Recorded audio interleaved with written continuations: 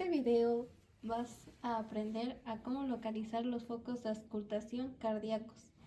Empezamos con el foco aórtico. Este se encuentra en el segundo espacio intercostal, línea paraesternal derecha.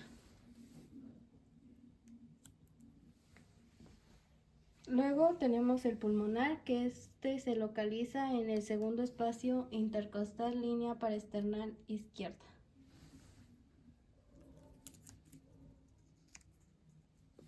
Después tenemos el accesorio, que este se encuentra en el tercer espacio intercostal, línea paraesternal izquierda.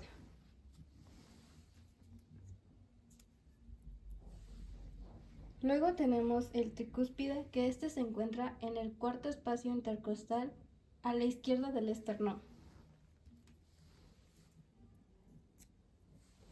Y por último tenemos el mitral, que este se encuentra en el quinto espacio intercostal, línea media clavicular izquierda. Gracias por ver este video.